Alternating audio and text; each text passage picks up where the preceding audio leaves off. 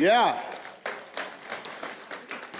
All right, so I've been debating back and forth all week.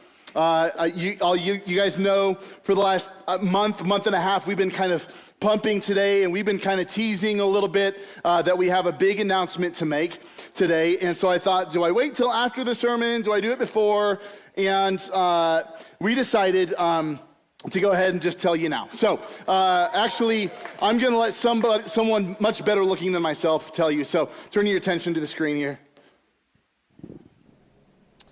Well, I know y'all have been waiting patiently for some big news that we are going to announce. So without any further ado, I've had a lot of people asking me, we just finished our series, Operation Adulting, talking about things that we would like to see different in our lives over the course of the next 5 years. And so my big announcement is that I have decided, because I've had a lot of people asking, well, what have you decided for your life over the next 5 years? And I decided I need to start treating God's creatures, all of God's creatures, a lot nicer. So I decided to, So I've decided to rent a cat. Okay, this is a cat named Maisie, and look at those vicious claws. Oh, what is coming off of?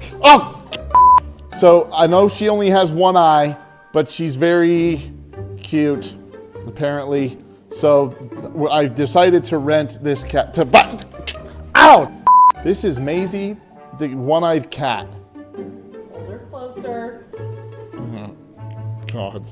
Hello. What? It looks so horrible. The one eye, she needs an eye patch. Okay, stop. So I've decided to rent this cat. You can't rent cats. So I've decided to adopt this cat. Okay, just relax. She's got her claws in my skin. That looks horrible. I can't do this. Ow! She got me that time. So I've decided to adopt this cat. Isn't it so cute? Yep, there's no way this is real. I could never do this. I'm just gonna stick with dogs. Like my sweet little honey. Yes. Are you sweet? Well, there you have it. That's our big announcement. I'm trying to be nicer to cats over the next 5 years. That hasn't started so hot for me. But by the way, no cats were harmed in the making of that video. One person was, however. I got some scratch marks on me, but whatever. Anyway, so that's our big announcement. I hope that fulfills all of your expectations that we've been pumping for the last several weeks. All right. I had to fake you out a little bit. Check this one out. Well, hey, Catalyst Church, 10 years. Wow. It just seems like yesterday when we just started meeting here at Mountain View Core Knowledge School and launched Catalyst Church. And what an amazing 10 years it's been. So many lives changed and touched. And thank you so much for being a part of this. And today, as we celebrate our 10-year birthday, I got some really big news. As you notice, probably I'm standing in the middle of a field. And as you know, we've been Portable Church for the last 10 years, and a lot of setup hours and a lot of tear down hours and a lot of manpower to do that. And today, I am so pleased to announce to you that over the last year and a half, we've been having a lot of conversations. We've been doing a site investigation. We've been doing soil surveys, all kinds of stuff. And today, we're pleased to announce to you that we are now the proud owners of 9 acres here in Canyon City to build a future building to be a permanent home for Catalyst Church. That being said, also want you to know, because of your generosity, God has been so faithful to us, and we've been able to pay cash for this land that I'm standing on. So we own this free and clear, no debt, but we're gonna need your help to go ahead and put a building on this land, and we'll be talking more about that in the future and as the days come. And so we are just so excited about this. It's been a long time coming, and more than anything, we're just so grateful to the Lord for his provision and for his timing that we've been waiting a long time for. So celebrate with me, 10 years, awesome. Just take a look at what the Lord has done. Check this out.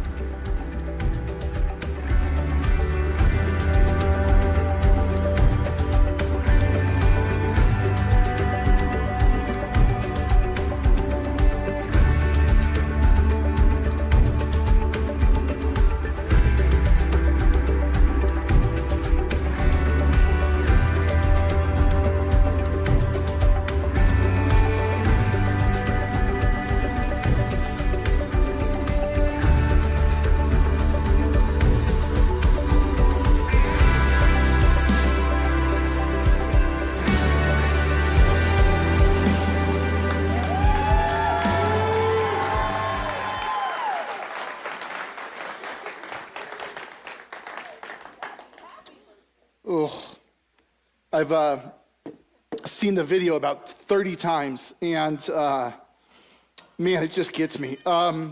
This is some soil from our land that we're going to have here on display every single week, just to remind us of the legacy. It says legacy on it, of the legacy that God is building here at Catalyst Church. And so we are so excited about that. That being said, I know you probably have lots of questions. And of course, in the days to come, as we move forward, we'll have a lot more information about what that looks like and where we're at next in the process. Of course, step one was just buying land and getting that. And as I said, because of your generosity, and in particular, some special generosity from some different couples here at the church, we were able to pay cash. We're not in debt. We own this land free and clear, which is amazing. Yeah, so good. And as far as location, because maybe you're watching the video going, now where is that? I'll tell you, it's about the best location you can have. As you're coming into Canyon City from the east, as you kind of come down around that hill, down into town, the first thing that you can actually see visible is our 9 acres of property. So right between Highway 50 and County Road 123, just right there, the old Eldon's Auto Sales. Now I think it's a welding supply shop. It's the 9 acres just right there. So as you go golfing, you drive right by it, which is amazing. And so you can go out there and you can see our land, and rest assured, in the summer months, we're going to try to get the land flattened and at least some road base down, and we're going to go worship on that property. We're going to stage out there. We'll get the band out there. It's going to be incredible. So, yes.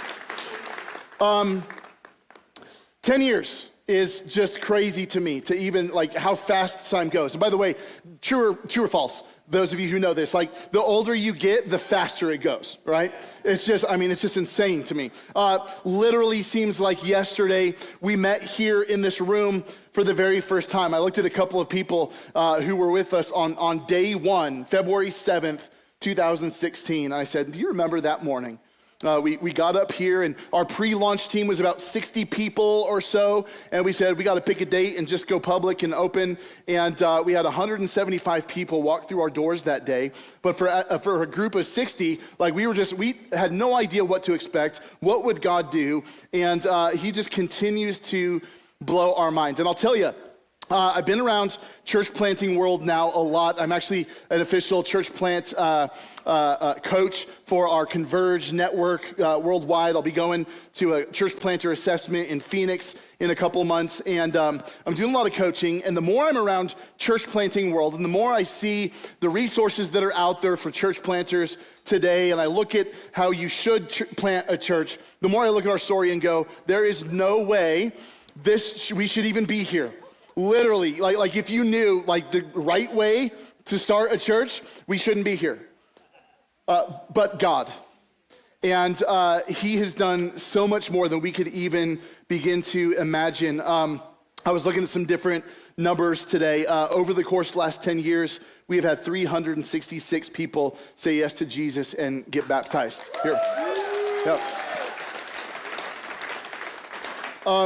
He's done so much, and literally I could spend our entire time together. We could just share stories with you about what God has done. We could parade people up here and have them share their story of transformation with you, not because of us, but because of what God has done in and through our obedience to just say yes to him and to what he wants to do through us. And so here's what I want to do today, because we don't have time to do all of that. Here's what I want to do. This is just going to be a very short message today, and I want to preach to you a little mini sermon, and it's the same exact sermon that I preached 1 week before we launched publicly in 2016. This was our final gathering as a pre-launch group. Again, there's about 60 or so of us, and this is the message that I preach, kind of the final encouragement and a reminder about, hey, this is the kind of church we're starting 1 week from now. And so what I want to do today is I want this to serve as a reminder in the same way today, because none of our values have changed. Sure, we've added some things and we've adopted some things and whatnot, but nothing has really changed with our core values in 10 years. And so it is vital and so important that we always remember. That's why Elise got so choked up when she was singing the words, "I remember when," right? And because she was thinking about when God, just the faithfulness of God, right? And we have to always remember why we do what we do. Because let me just be honest with you. Hey, I also calculated the number of hours, and then I lost it, of like how many hours over the last 10 years it's taken to set up all this and then tear it down afterwards, right? And we love spring break, and we love Christmas break, and we especially love the summers because Mountain View is so gracious to let us keep the stage and everything set up. And so we love those breaks. But the number of hours of setup and tear down, just think about that. And sometimes we get so hung up on that, right? We're like, oh, we gotta go set up again. And it's like, but why? But why do we do that? Right? And so sometimes when you have all that, and then you have all the service projects, right? And all the technology and making sure that everything is just right, it's so easy to lose sight of the why. It's so easy. So we have to remind ourselves from time to time, why are we doing what we're doing? That being said, here is a core value of Catalyst Church that we've had for 10 years. And if you've been around for a good amount of time, you will likely have heard this before, but it goes like this, that we will do anything short of sin to reach people who are far from God. Okay? That we are committed to, we will do anything short of sin to reach people who are far from God in our community. And I want to show you a picture of that from the New Testament book of Mark. We see a beautiful story that is literally a picture of this. It's found in Mark chapter 2, so you can go there or you can follow along on the screen. But let me just give you a bit of context as to what's happening in Mark chapter 2. And I'm actually going to go to the very end of Mark chapter 2, and then we'll work our way back to our story, okay? Here's the context. Jesus had just healed a guy, and then he went and he called a guy named Matthew. The Bible calls him Levi. His name is Matthew. First to him is both. And he calls him to follow him. He's like, hey, Matthew, Levi, you come follow me. Now, here's what you got to know about Matthew. Matthew was a tax collector, right? And now today you're like, yeah, I don't like tax collectors. Back then, you really wouldn't have liked tax collectors, right? Because they were corrupt, they were horrible, they were incredibly sinful. And that's the guy that Jesus calls to follow him as a disciple. And to the shock of all of the religious people, this very well-known sinner, right? Like he was, like in your community, you're like, who's the sinner? They're like, Matthew, the tax collector. And the religious people are just dumbfounded that Jesus invites a well-known sinner, the sinner of sinners, to follow him. But then Jesus, he's gonna throw a party at his house, Matthew is, and he's gonna invite Jesus and evidently a bunch of other very questionable characters to attend this party as well. And the Pharisees, these religious people, they are highly offended by this, right? They're like, oh, why would Jesus eat with sinners? Literally, that's what they ask. Why does Jesus eat with sinners? And so Jesus responded. And his response is so shockingly controversial that it's like so jaw-droppingly unbelievable to the Pharisees when they heard it. Right? Here's what Jesus said. Mark chapter 2, verse 17, it says this. And when Jesus heard it, he said to them, those who are well have no need for a physician, but those who are sick. And then his next line, by the way, just time out, his next line would have totally like thrown the Pharisees off their high horses, okay? They would have called this heresy. Here's what happened. He said this, he said, "For I came not to call the righteous, but the sinners." So he's looking at these guys. I'm not calling you guys. I came literally to call the Matthews of the world.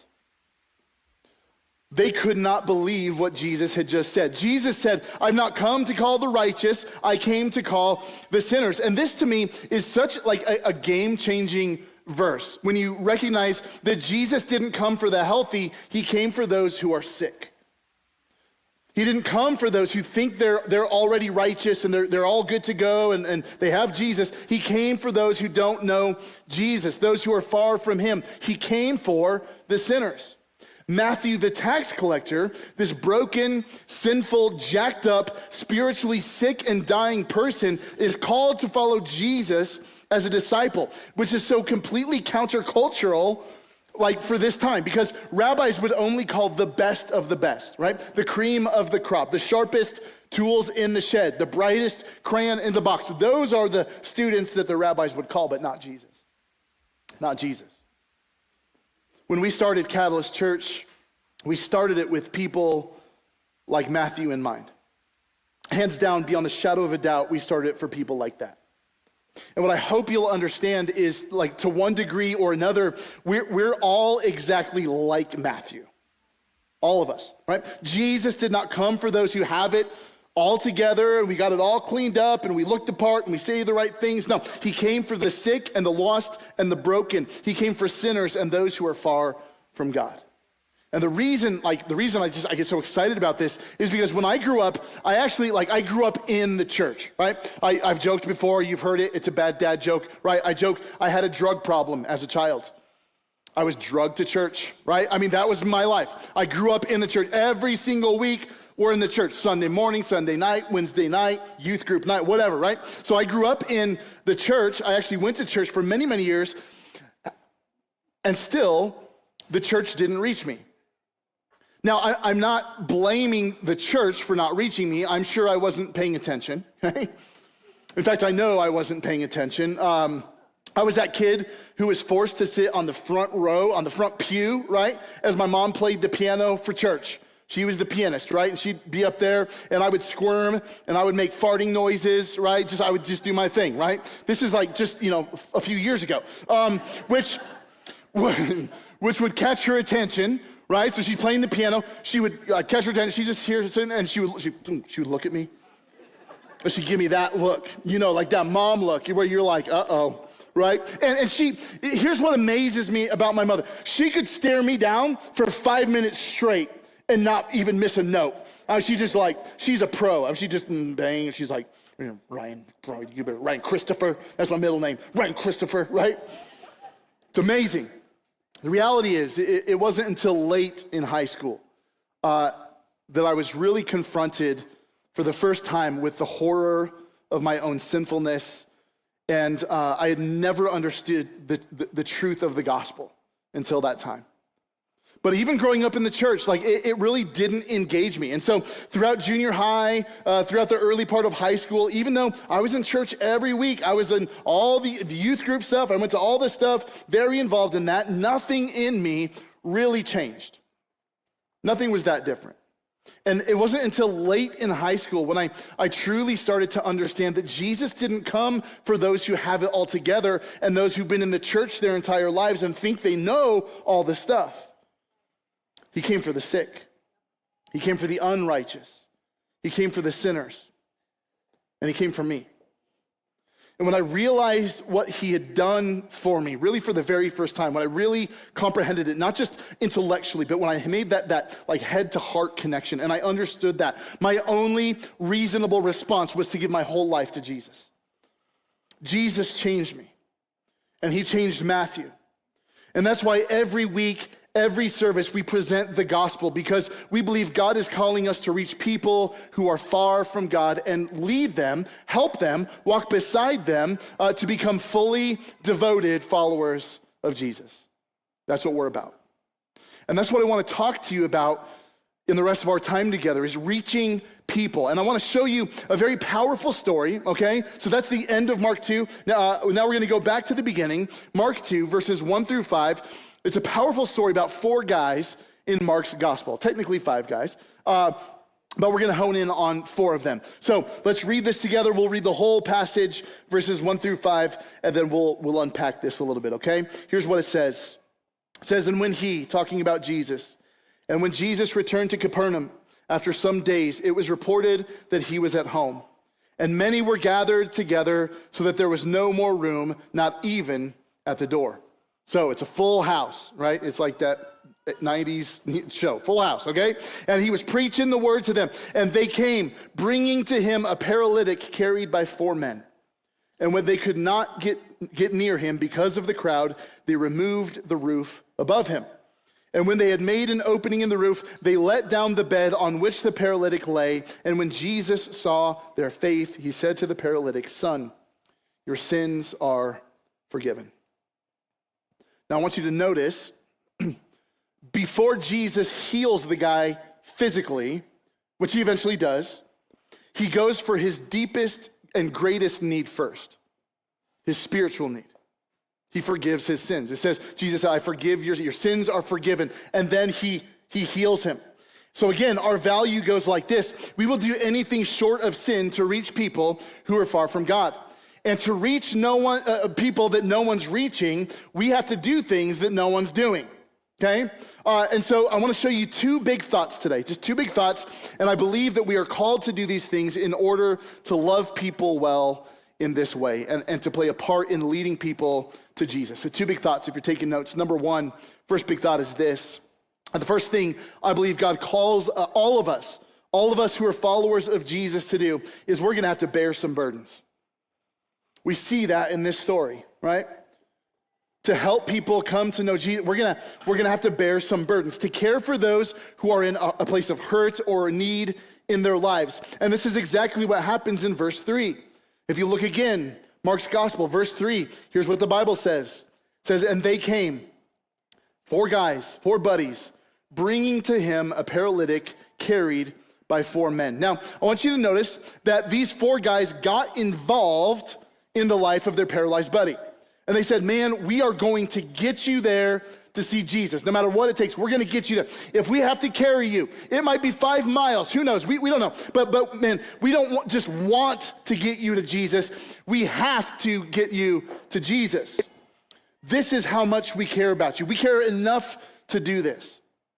And here's just one observation I've had. One of the bigger weaknesses today is that a lot of Christians don't really know how to share their faith with others, right? I love the old saying, people don't care how much you know until they know how much you care, right? They want to know, do you care about me? Are you involved in my life? Is there some relational buy-in here, right? And as followers of Jesus, we're going to bear some burdens. We're going to carry people, right? That's what I love about this is these 4 guys literally are carrying their buddy to go and see Jesus. And what's stunning to me to think about, like this picture, right? Jesus is in this house. He's teaching. It's packed out. It's completely full. The people are jam-packed in there. There's no way you can get in there. It's like packed like sardines. You can't get through. You can't shove people out of the way. There's no getting in. They're listening to Jesus, and he's teaching, and he's doing his Jesus thing, and it's so good. And these 4 guys show up carrying their buddy. And they're trying to get in the house, but they can't get in. It's so full of people. They're listening to Jesus. So what happens today sometimes is we're in a church where there's people who are in need, but we've got our backs turned to them.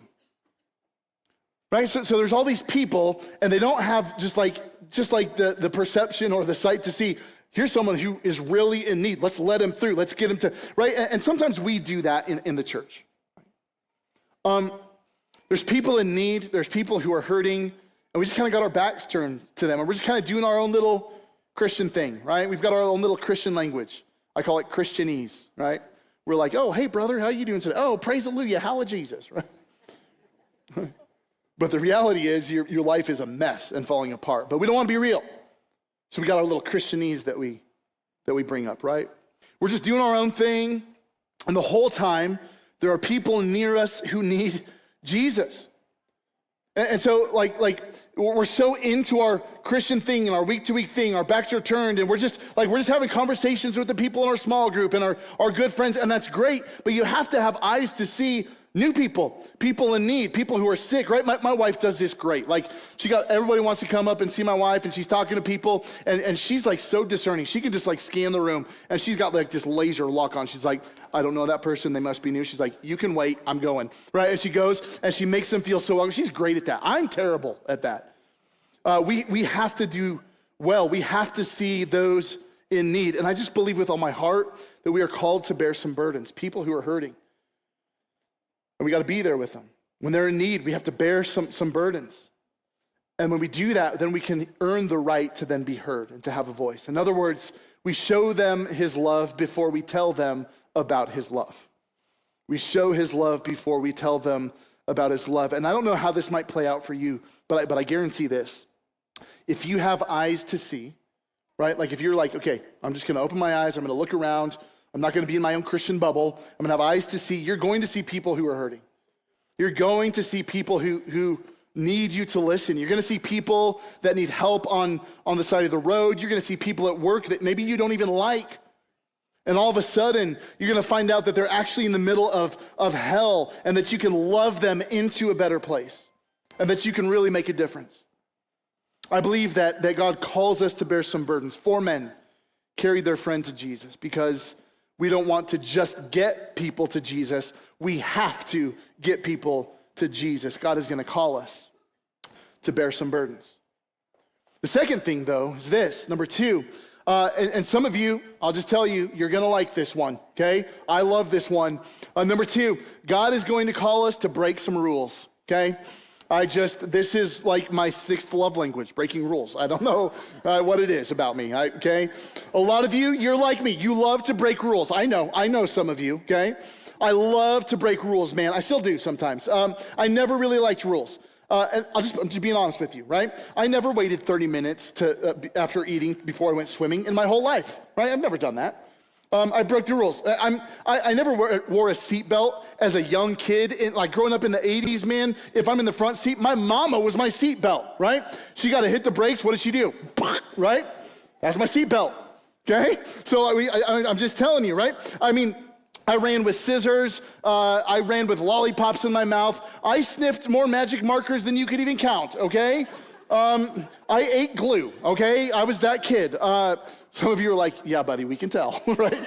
Okay, right? I love to break rules, okay? In this story, we have 4 guys who massively break some rules in order to do whatever it takes to get their buddy to Jesus, because we will do anything it takes short of sin to reach people who are far from God. Here's what these 4 guys did. Verse 4, check this out. Since they couldn't get their buddy to Jesus because the crowd was too vast, right? Watch this. They make an opening in the roof above Jesus. So they climb up on the roof and they start making an opening in the roof right above where Jesus is teaching, and they're digging through the roof, and then they lower the guy down on the mat that he's lying on, just right in front of Jesus. Now, let me just ask you this. Do you know how these roofs were made in that day and age? Did some research. Pretty interesting. According to one commentary, they would have like these posts or these beams that were about 3 feet apart or so, and then the roof was actually made of mud and animal fat and manure. Okay, and the manure would help to kind of just like hold it all together, right? And it kind of acted also as a fertilizer as it does. So grass would grow on top of these roofs, and they were just flat roofs, right? And it was a place where the people who owned these homes, they could actually go up and take naps on the top of the roof in the middle of the day or whatever. So picture this, okay? Picture this. Here comes these 4 guys. They get up on top of this roof, okay? And like, I don't know how they dug through it, okay? We don't get all those details, right? Maybe one of the guys was like a Boy Scout, right? And he's like, it's a good thing I brought my shovel with me. You never know when you're gonna need a shovel, right? Out of your backpack, okay? I don't know, probably not. But they're on the roof, they're digging their way through it, okay? And I want you to remember one of the things that the roof is made of, right? Manure, okay? Listen. Let me say this. sometimes you have to dig through a little crap to get somebody to Jesus. Okay? It is what it is. I mean, you can just imagine this, right? They're digging through the roof. Everyone else is inside. You start to see like dirt fall through and dust is starting to come through or whatever. And like suddenly it busts through and the roof starts falling into the house. I'm sure the homeowner is like, I don't think my insurance is gonna cover this one, right? Like he's just like, what's going on? And now light is shining into the darkness, which by the way is a beautiful picture of the gospel. Light is shining through the hole in the roof. It's coming into the room. And you got these four guys who've got to get their friend to Jesus. They have to get him to see Jesus. And I just imagine the four of them like leaning over the hole like, hey, everybody, right? Just like, hello. Everybody's like, what in the world is happening, right? And now I don't know how they lowered him down in front of Jesus. I kind of like to imagine, there's four of them. They each just grabbed a limb and just like reached as far as they could. And then they're like, oh, well, there's still 6 feet. Just drop him, right? Just boom, right there in front. What are you gonna do, paralyze him? He's already paralyzed, right? So they don't know, I don't know. Like maybe a pulley system, right? They're not that sophisticated. They're just dropping their already paralyzed buddy to see Jesus because they're gonna break some rules. Whatever it takes to get people to Jesus, anything short of sin to reach people who are far from God and don't know Jesus. And let me just tell you, man, at some point in the future, once we build a building on the land that we now own, we want to build a house like that. Not necessarily one with holes in the roof, okay? But ones where people who are lost and broken and hurting and desperate, whatever condition, they know that there is a place with plenty of room for them. And let me say this, the only great thing about having our own facility at some point, the only great thing is that it will just better help us facilitate the vision that God has given us to reach people who are far from God but close to us. And so they don't have to dig a hole in our roof, okay, hopefully, but these guys did because they were willing to do anything short of sin. And here's the key, and I'm gonna invite the band to come back up, and we're gonna wrap this thing up. We're gonna celebrate, and we're gonna party a little bit, okay? But here's the key. To reach people that no one else is reaching, we have to do things that no one else is doing. We keep doing things that maybe normal churches or other churches don't do. And this is just something that we have made a habit of doing. I'll just tell you, we have a strong presence in our community. And it's like, okay, we do church at Whitewater, we do church at Blossom and things like that. But that doesn't end someday when we have our own building.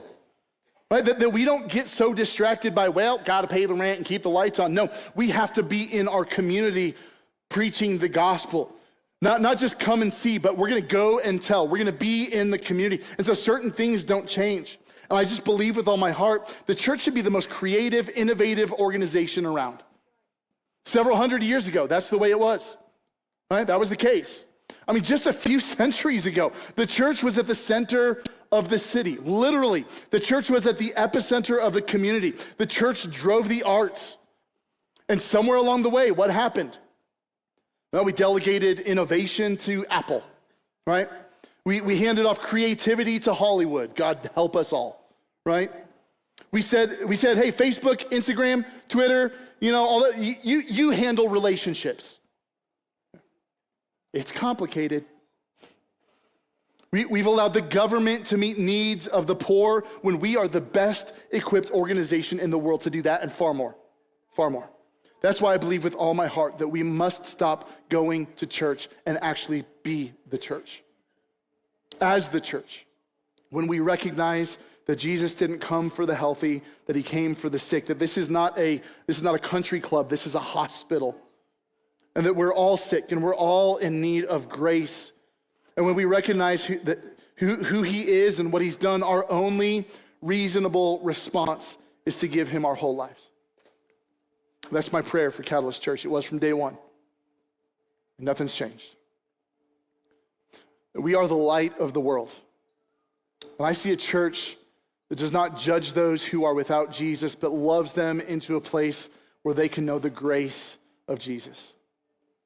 I will tell you this, that the greatest compliments that I ever receive from people who visit Catalyst Church on their way out. It's never, man, the music was great. It's never, oh, the message was so good. It's never, our kids had so much fun. It's this, I feel so welcome here. Because I came in and people saw me and they greeted me, and it wasn't overwhelming. They weren't awkward, like hugging me, like full frontal, groin to groin hugs. That's awkward, okay?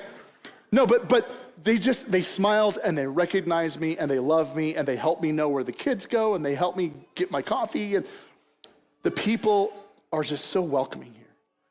That is the greatest compliment, the greatest achievement. I see a church full of people who will bear some burdens and be willing to get a little bit messy, get a little bit dirty, dig through a little crap. I've seen it happen over 10 years. I've seen it. People who are willing to get involved in the lives of people. A church who will break some rules and cut through some religious crap where you have to in order to get people to Jesus. And when you know that, by the grace of Jesus, then we will do anything short of sin to reach people who are far from God, but near to us. So God, we just want to honor you today. And we just want to praise you and give you all of the adoration and all the honor and all the glory today for what you have done. This is all you. It has been since day one, that your fingerprints have been all over this, God. And there's times I know I've certainly made a mess of things. And I know that there have been people hurt by maybe things I said or the ways that I said them. And it's 10 years of sometimes getting in the way of what you want to do. And God, every single time, God, you save the day. Because ultimately it is about you. It's not about me. It's not about our leadership team. It's not about any one ministry. God, it's about what you have done and what you continue to do. Lives changed forever because of your grace, because of your Holy Spirit here moving among us, changing hearts, chasing us down, drawing us near, and leaving us different than when we came in. So help us, God, to continue to be people who will carry one another's burdens. We worship you today because you are the one. You are the only one who is worthy of all of our praise. No one else is worthy but you, God. So we praise you and we thank you and we honor you. And so now we're just going to lift our hearts and lift our voices in a song of worship to you. And then we're going to praise you and sing a song of praise and celebration for what you've done. So God, just be with us today. Meet with us here, God. Re-infuse us in the next 10 years with energy and vigor to accomplish the vision that you have given us, to be people who are willing to do anything short of sin to reach our community with the gospel. May it be so as we respond today. In Jesus' name I pray. Amen.